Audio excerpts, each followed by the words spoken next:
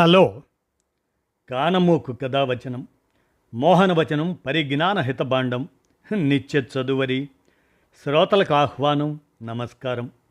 చదవదగునెవరు రాసిన తదుపరి చదివిన వెంటనే మరువక పలువురికి వినిపింపబూనిన అది ఏ పరిజ్ఞాన హితబాండమౌపో మహిళ మోహనవచనమై విరాజిల్లు. పరిజ్ఞాన హితబాండం లక్ష్యం ప్రతివారీ సమాచార హక్కు.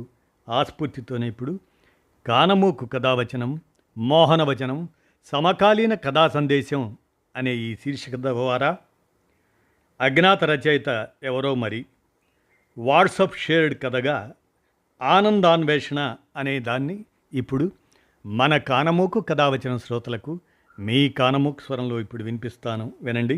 ఆనందాన్వేషణ కథ పేరు ఇది. అజ్ఞాత రచయిత ఎవరో మరి. ఇది వాట్సాప్లో షేర్డ్ కథ. ఇక వినండి, ఇక కథలోకి ప్రవేశిద్దాం. మనసుంటే ఈ కథ చివరి వరకు వినండి. తప్పకుండా వస్తాయి మీ మనసు మూలల్లో నుంచి భాష్పాలు. అవి ఏమిటో మీరే తెలుసుకోవచ్చు. వింటారు కదూ. Sudha nursing home. ఆ నర్సింగ్ హోమ్లో అడుగు పెట్టారు గురునాథం గారు. 2 రోజుల నుండి కొంచెం బాధగా ఉంది. డాక్టర్ని కలిస్తే మంచిదని వచ్చాడు ఆయన. డాక్టర్ పరాంకుశం ఆ పేరున్న డాక్టర్. కానీ జనాల్ని పీడించుకు తింటాడని మహా చెడ్డ పేరు. వైద్యం మటుకు చాలా బాగా చేస్తాడు, మంచి పేరుంది ఆ విషయంలో. డాక్టర్ గారి రూములోనికి అడుగు పెట్టారు గురునాథం గారు. నమస్తే, రండి, ఇక్కడ కూర్చోండి. ఇప్పుడు చెప్పండి, ఏమిటి మీ సమస్య? నాకేం కాలేదు, బాగానే ఉన్నాను. కానీ ఎందుకో బాధగా ఉంది. ఎక్కడ నొప్పి? చెప్పలేను సరిగ్గా. అలా అయితే 5-6 టెస్టులు చేయిద్దాం, అప్పుడు తెలుస్తుంది. నా సమస్య నాకు వచ్చింది కాదు. మరి సమాజంలో ఇలా అవినీతి పేరుకుపోవటం చూసి బాధగా ఉంది. సమాజానికి ఏమైనా టెస్టులు చేయించండి. మీకేమైనా మతిపోయిందా? మీరు రావాల్సిన చోటు ఇది కాదు. ప్రజా సమస్యలను పరిష్కరించడానికి ముఖ్యమంత్రిని లేదా ఇతర మంత్రులను కలవండి. మీరు వెళ్ళండి, నాకు చాలా పేషెంట్స్ ఉన్నారు, వాళ్ళని చూడాలి అన్నాడు డాక్టర్. అలాగే. వెళ్ళే ముందు ఒక్క మాట. నువ్వు కూడా ఈ సమాజంలో భాగమే. నేను ఉపాధ్యాయుడిగా పనిచేసి ఉద్యోగ విరమణ చేశాను. మీరు భలేవారే, మీరు నాకంటే చాలా పెద్దవారు. నువ్వు అని పిలవండి, పర్వాలేదు. మంచిది నాయన, ఇప్పుడు నేను వెళ్ళిపోతాను. అందరూ నీలాంటి అదృష్టవంతులు కారు. చాలామంది శాపగ్రస్తులు. వాళ్ళని దేవుడిలా కాపాడే బాధ్యత నీదే. ఇప్పుడు నువ్వు చూడబోయే పేషెంట్స్లో ఉన్న పేదవాళ్లను రోజుకిద్దరిని ఏం ఫీజు లేకుండా నువ్వే అన్ని ఖర్చులు భరించి టెస్టులు చేయించి ట్రీట్మెంట్ చేయించు. ఇలా వారం రోజులు చెయ్యి. నేను వారం తర్వాత మళ్ళీ వస్తాను, అప్పుడు మాట్లాడదాం. నీకు నచ్చితేనే, మంచిది అనిపిస్తేనే చెయ్యి. బలవంతం ఏమీ లేదు. నువ్వు ఫీజు తీసుకోనంత మాత్రాన పేదవాళ్ల జీవితాలు మారవు. కానీ వాళ్లకు అంధకారంలో ఆశాకిరణం కాగలవని మాత్రం చెప్పగలను. ప్రతిరోజు చావుని దగ్గరగా చూసే డాక్టర్లు మీరే ఆస్తులు పోగేసుకుంటుంటే నాకు విచిత్రంగా ఉంది. మీ డాక్టర్లకే వైద్యం చేయించాలి బాబు, ఏమనుకోకు అని ఈ మాటలు చెప్పి వెళ్ళిపోయారు గురునాథం గారు. డాక్టర్ పరాంకుశం ఆలోచనలో పడ్డాడు 5 నిమిషాల పాటు. ఇంతకీ ఎవరి ముసలాయన? పిచ్చివాడు కాదు కదా. సమాజం, అవినీతి, ఆశాకిరణం, ఆస్తులు వాటిని పోగేసుకోవటం అంటూ పెద్ద మాటలు మాట్లాడుతున్నాడు. ఆయన చూస్తే కోపం రావటం లేదు, గౌరవం కలుగుతుంది. తను బోలెడు సంపాదించాడు, నరసింహం కట్టుకున్నాడు, 2 మేడలున్నాయి, హైదరాబాద్ శివారులో 4 ఎకరాల భూమి ఉంది, బ్యాంకు బ్యాలెన్స్ 4-5 కోట్ల పైనే ఉంటుంది. ఇప్పుడు తన వయసు 50 ఏళ్ళు. ఉన్న ఒక అబ్బాయి కూడా ఎండీ చేశాడు, అమెరికాలో ఉన్నాడు. ప్రస్తుతం తను, భార్య పంకజం, మేం మాత్రమే ఇక్కడ. కొడుకు కోడలు అమెరికాలోనే సెటిల్ అయ్యే అవకాశాలు ఎక్కువ. తాము బ్రతికి ఉండగా ఇండియా వస్తాడో రాడో తెలియదు. నిజంగానే తనకు జబ్బు చేసిందా? వైద్యం చేయించుకోవాలా? ఏమిటి ఈ ఆలోచనలు? బెల్ నొక్కాడు. తరువాతి పేషెంట్ కోసం ఒక ఆవిడ చిన్న పాపను తీసుకొని వచ్చింది. నిన్నటి నుండి జ్వరం డాక్టర్ గారు, కంగారుగా ఉంది. ఏం పర్వాలేదు, తగ్గిపోతుంది. ఊళ్ళో వైరల్ జ్వరాలు ఉన్నాయి. ఇవిగో ఈ మందులు ఇదే క్లినిక్లో ఉన్న మందుల షాప్లో తీసుకోమ్మా. మళ్ళీ 3 రోజుల తర్వాత వచ్చి చూపించు. తగ్గిన తర్వాత బలమైన ఆహారం పెట్టు. తొందరగా కోలుకుంటుంది అమ్మాయి. కూలీ నాలి చేసుకునేవాళ్ళం బాబు. తిండి దొరకటమే గగనం. మంచి తిండి తినే భాగ్యం మాకు లేదు అంటూ బాధతో చెప్పింది. డాక్టర్ బెల్ కొట్టాడు. బాయ్ రాగానే చెప్పాడు, ఈవిడ దగ్గర తీసుకున్న 300 రూపాయలు ఫీజు తిరిగి ఇచ్చేయండి. అలాగే మన మందుల షాపులో మందులు కూడా డబ్బులు తీసుకోకుండా ఇవ్వమని ఆ గంగాధర్కి చెప్పు. నాతో ఫోన్లో మాట్లాడమని చెప్పు, నేను చెప్తాను. అలాగే సార్. నమస్కారం చేసి, మీరు రండమ్మా నాతో పాటు అంటూ వచ్చిన ఆవిడ వంగి వంగి దండం పెడుతూ బయటికి వెళ్ళింది.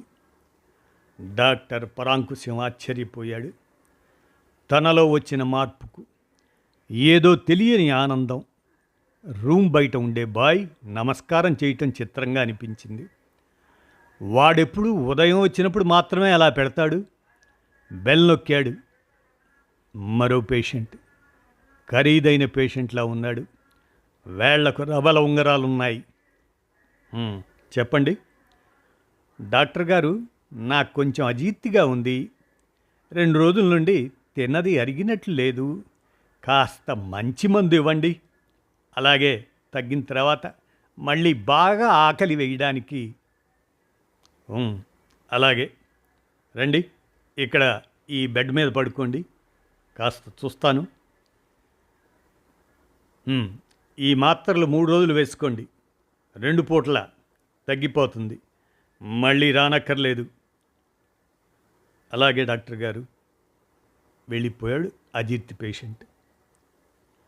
ఆకలి మంటలు ఒకవైపు, అన్నపు రాసులు ఒకవైపు అని ఒక మంచి కవి రాసిన మంచి పలుకులు గుర్తొచ్చాయి డాక్టర్కి. ఆ పూట ఇంకో 10 మంది పేషెంట్స్ని చూశాడు డాక్టర్ పరాంకుశం. అందరూ కాస్తో కోస్తో డబ్బున్న వాళ్లే. ఫీజు ఇస్తున్నాం కదా, ఎవరి కోసం చేస్తాడు ఈ డాక్టరు అనే భావనతో ఉన్నట్లు అనిపించింది. మొదటిసారి బాధ అనిపించింది. సాయంత్రం 5 గంటలకు మళ్ళీ నర్సింగ్ హోమ్కి వచ్చాడు డాక్టర్. 10 మంది పేషెంట్స్ ఉన్నారు. అందరినీ చూశాడు. దాదాపు అందరూ పేదవాళ్లే. ఏ రోజుకు ఆ రోజు కూలీ డబ్బులు సంపాదించేవాళ్లే. ముసలాయన మాటలు గుర్తుకొచ్చాయి. వాళ్ళెవరి దగ్గర డబ్బులు తీసుకోలేదు డాక్టర్ పరాంకుశం. మామూలు మందులు కూడా ఫ్రీ. మరీ ఖరీదైనవైతే 3 వంతులు తగ్గించి ఇవ్వగలిగిన వాళ్ళ దగ్గర తీసుకున్నాడు. అందరూ వెళ్ళిన తర్వాత మెడికల్ స్టోర్ గంగాధర్ వచ్చి చెప్పాడు, ఈరోజు 12,000 రూపాయల మందులు ఫ్రీగా ఇవ్వాల్సి వచ్చిందండి డాక్టర్ గారు. పర్వాలేదులే, లెక్కలన్నీ సరిగ్గా రాసి ఉంచు, తర్వాత చూస్తాను అని చెప్పాడు డాక్టర్ పరాంకుశం. బయట రిసెప్షన్లో ఉన్న అమ్మాయి వచ్చింది. ఉదయం నుండి ఇప్పటికి 18 మంది దగ్గర డబ్బులు తీసుకున్నాం. 12 మంది దగ్గర అసలు తీసుకోలేదు డాక్టర్ గారు. "ఆ, పర్వాలేదు. రోజు నేను చెప్పినట్లే చేయండి." "అలాగే డాక్టర్ గారు" అంటూ వెళ్ళిపోయింది ఆ రిసెప్షనిస్ట్. ఆ రోజు చాలా సంతోషంగా ఉంది. రాత్రి 8 గంటలకు తను, భార్య పంకజం కారులో బయటకు వెళ్ళారు. ముందు హిమాయత్ నగర్లో ఉన్న వెంకటేశ్వర స్వామి దర్శనం చేసుకున్నారు. మొదటిసారి స్వామివారు తనకు కొత్తగా కనపడ్డారు. ఎందుకో గుడి బయట ఉన్న ముష్టివాళ్లకు డబ్బులిచ్చి చెప్పాడు, "ఒరేయ్, మీకు వైద్యం కావాలంటే మా నర్సింగ్ హోమ్కి రండి, ఊరికే చూస్తాను." "అలాగే బాబు, ధర్మప్రభువులు." భార్య పంకజానికి మాత్రం భర్తలో వచ్చిన మార్పు బాగుంది అనిపించింది. గుడి నుండి దగ్గరలో మినార్వా హోటల్కి వెళ్ళారు. 2 కాఫీ మాత్రమే తాగారు. సర్వర్కి టిప్పు మాత్రం 50 రూపాయలు ఇచ్చాడు. ఎప్పుడూ భర్త టిప్పు ఇవ్వటం చూడలేదు పంకజం. ఆ రాత్రి డాక్టర్కి బాగా నిద్ర పట్టింది. కలలో దేవుడు ఏదో అంటున్నాడు, సరిగ్గా అర్థం కాలేదు. మరుసటి రోజు ఉదయం నర్సింగ్ హోమ్కి వెళ్ళాడు. తిరునాళ్ళలా ఉంది నర్సింగ్ హోమ్. చాలామంది పేదవాళ్ళు వచ్చారు. ఆ రోజు రాబడి ఇంచుమించు 0. ఆలోచించాడు, ఇలా కాదు, ఏదో చెయ్యాలి. రోజుకు 50 మందికి టోకెన్లు ఇవ్వడం మొదలుపెట్టాడు. ఫ్రీగా వైద్యానికి, అలాగనే మందులకు సుధా నర్సింగ్ హోమ్ పేరు మారుమోగిపోయింది. డాక్టర్ని ఆకాశానికి ఎత్తేశారు పత్రికల వాళ్ళు, టీవీ వాళ్ళు ఇంటర్వ్యూలు. మార్పుకు కారణం అడిగారు. ఏం చెప్పాలో తెలియలేదు.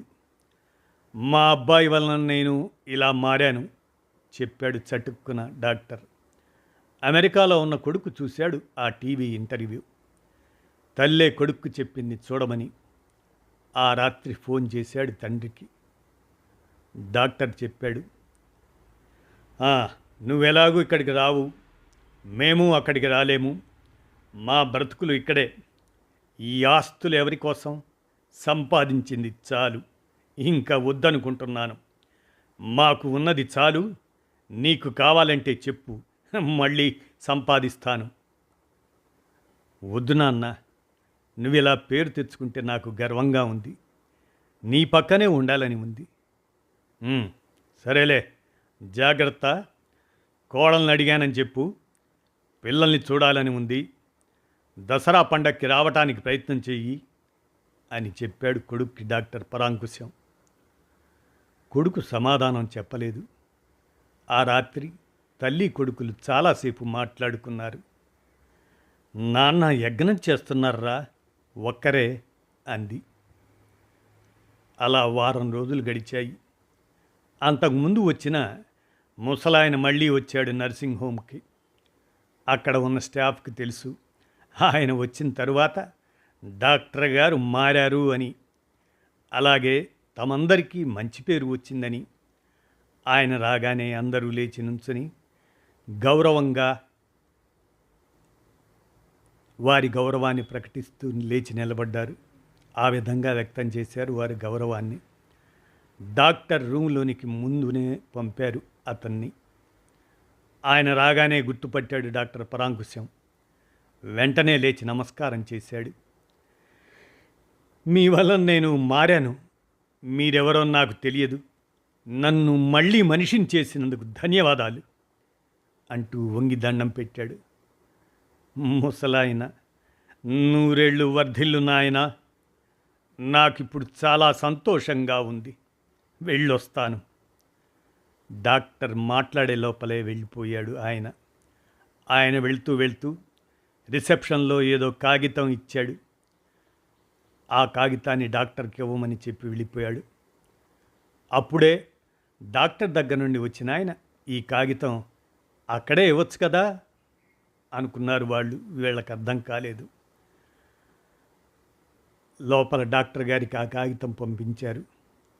డాక్టర్ ఆ కాగితం చదివాడు. "ఒరేయ్ గురునాథం, ఎలా ఉన్నావు? నేను బాగానే ఉన్నాను. పైపైన లోపల ఏం బాగోలేదు. ఉన్న ఒక్క కొడుకుని డాక్టర్ని చేశాను. నీకు తెలుసు, మా ఆనందానికి అంతులేదు. వాడు డాక్టర్ అయినప్పుడు ఇప్పుడు నర్సింగ్ హోమ్ కూడా కట్టాడు. వాళ్ళ అమ్మ పేరు పెట్టాడు సుధా నర్సింగ్ హోమ్. కానీ తల్లి మంచితనం రాలేదు వాడికి. డబ్బు సంపాదనలో పడ్డాడు. పేదవాళ్లను కూడా వదలడం లేదు. వాడు చేస్తున్న పని దేవుడికి కూడా నచ్చలేదు. సుధని తీసుకువెళ్ళిపోయాడు. వాడికి ఉన్న ఒక్క కొడుకు, అదే నా మనవడు, అమెరికా వెళ్ళిపోయాడు. వాడితో నేను కూడా ఉండలేక మా ఊరు ఉండ్రాజవరం వచ్చేసా. సొంత ఇంట్లోనే ఉంటున్నా ఒక్కడినే. నేను, నీ చెల్లెలు సుధా. ఆమె 3 ఏళ్ల క్రితం వెళ్ళిపోయిన సంగతి నీకు తెలుసు. నేను ఇప్పుడు ఒంటరిని. నా కొడుకు ఒంటరి, మనవడు ఒంటరి. కొడుక్కు చెప్పినా వింటాడని నాకు నమ్మకం లేదు. ఉన్న తేలికైన బంధం కూడా తెగిపోతుందేమో అన్న భయం నన్ను మాట్లాడనివ్వలేదు. చిన్ననాటి స్నేహితుడు, నీకైనా నా బాధ చెప్పుకోలేకపోతే ఎలా? అందుకే ఇలా ఉత్తరం రాస్తున్నాను. ఫోన్ చేసి నీతో మాట్లాడలేను. పొలాలు చూసుకోవాలనే నెపంతో నా కొడుకు పరాంకుశం దగ్గర నుండి వచ్చేశాను. నీ చెల్లెలి పిలుపు వచ్చే లోపల మావాడు మారితే బాగుండును. మీరంతా క్షేమమని తలుస్తాను. ఉంటాను. నీ బాల్యమిత్రుడు సుబ్బరామయ్య అని ఉన్న ఆ కాగితంలోని లేఖను డాక్టర్ పరాంకుశం చిన్నపిల్లాడిలా ఏడుస్తున్నాడు. కళ్ళు తుడుచుకోవటం కూడా మర్చిపోయాడు. చూస్తున్న స్టాఫ్ ఏం మాట్లాడలేకపోయారు.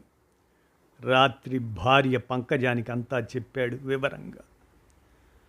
ఉదయమే నాన్న దగ్గరికి వెళ్ళాలని ఉదయమే లేచి బయలుదేరారు. కారు ఎక్కబోతుంటే ఇంకో కారు వచ్చి ఆగింది. అందులో నుండి కొడుకు, కోడలు, మనవరాళ్ళు దిగారు. సంతోషం పట్టలేకపోయారు. మిమ్మల్ని చూడాలనిపించింది నాన్న. దసరా వరకు ఆగలేకపోయాను. అప్పుడే ఇంకో పాత కారు కూడా వచ్చి ఆగింది. దాంట్లో నుండి తండ్రి, ఆ ముసలాయన తండ్రితో పాటు దిగాడు. పరాంకుశం, అతని భార్య పంకజం ఆ ఇద్దరి కాళ్లకు దండం పెట్టారు. లేరా, లే. నువ్వు మారతావనుకోలేదు. వీడు నా స్నేహితుడు గురునాథం. స్కూల్ మాస్టర్గా చేసి రిటైర్ అయ్యాడు. పిల్లల్ని బాగు చేయటమే వీడి పని అంటూ ఆ ముసలాయన జబ్బ మీద ఒకటి ఇచ్చాడు చిన్నగా. పిల్లల్ని కాదు, ఈ తాతయ్య మమ్మల్ని కూడా మార్చాడు. ఫోన్లో ఆయన మాట్లాడిన విషయాలన్నీ చెప్పాడు పరాంకుశం కొడుకు. మేము తిరిగి వచ్చేసాం నాన్న. అమ్మమ్మతోటే ఉంటాం. అదే సుధా నర్సింగ్ హోమ్లో డాక్టర్లుగా అని కొడుకు అన్నాడు. అమ్మ కూడా చెప్పింది నువ్వు యజ్ఞనం చేస్తున్నావని. వీలుంటే అన్నీ సర్దుకొని వచ్చేయండి, లేకపోతే మేం పోయిన తర్వాతనే రండి అని చెప్పింది అమ్మ. అమ్మ ఎప్పుడూ ఏమీ అడగలేదు. అందుకే అమ్మ మాట మీద గౌరవం ఉండి వచ్చేసాం ఇండియాకి పూర్తిగా. ఆ రోజు నుండి సుధా నర్సింగ్ హోమ్ తెలియని వాళ్ళు లేరు. ప్రతి డాక్టర్ తలుచుకుంటే ఒక సుధా నర్సింగ్ హోమ్ ప్రతి వీధిలో ఉండి తీరుతుంది. ముసలాయన మాత్రం తనకు వస్తున్న పెన్షన్ డబ్బులను ప్రతి నెల డాక్టర్ పరాంకుశానికి ఇస్తూనే ఉన్నాడు. దేవుడి తలంబ్రాలలో కలిపే ముత్యాల్లా ఆ డబ్బులను తన డబ్బులతో కలిపి ప్రజాసేవ చేస్తూనే ఉన్నాడు కొడుకుతో కలిసి డాక్టర్ పరాంకుశం. మునుపెన్నడూ అంత ఆనందం కలగలేదు. వెతుక్కుంటే ఆనందం కూడా మన పక్కనే ఉంటుందని తెలిసింది పరాంకుశానికి మొదటిసారిగా. ఇదండి ఆనందాన్వేషణ అనేటువంటి ఈ కథ. మరి ఎవరు రాశారో అందుకే అజ్ఞాత రచయితగా భావిస్తూ ఈ కథను వాట్సాప్ షేర్ చేసినటువంటి మిత్రులకు ధన్యవాదాలతో ఈ కథను మన కానమోకు కథావచనం శ్రోతలకు మీ కానమోకు స్వరంలో కానమోకు కథావచనం మోహనవచనం సమకాలీన కథా సందేశం శీర్షికగా వినిపించాను. విన్నారుగా? ధన్యవాదాలు.